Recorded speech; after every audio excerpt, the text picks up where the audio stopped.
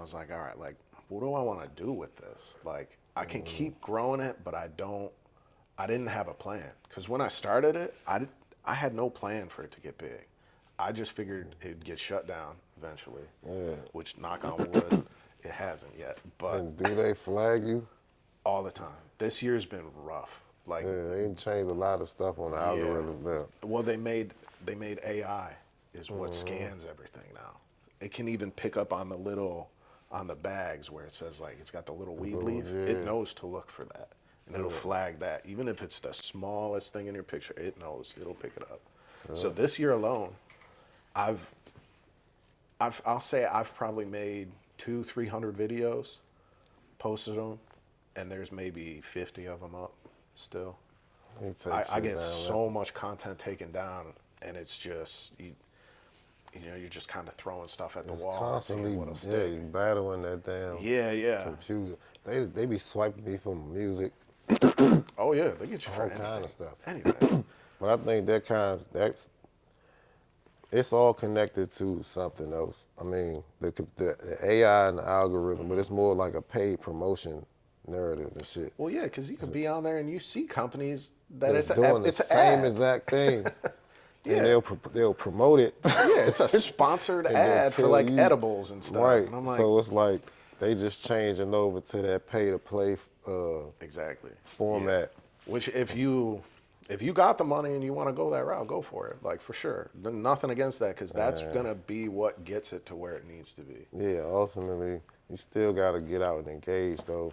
Yeah, yeah. So Well, and word of so mouth is still always.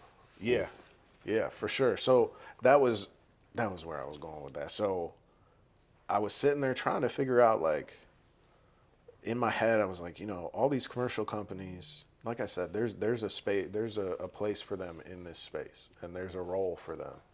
But I was trying to think like, they don't really need me to push them.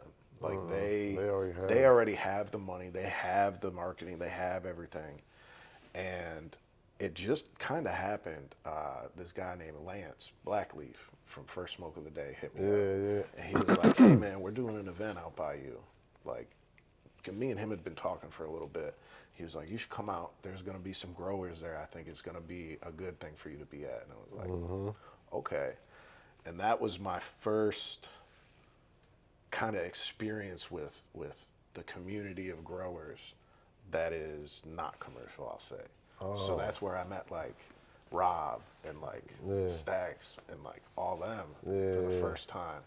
And it was weird because like I'm meeting these people for the first time, but they already knew who I was. And I was like, And we all know this is exactly crazy. who Like you was. Rob came up to me with this big old jar. And he's just like, yo, you gotta try it. I want you to take some pictures of it.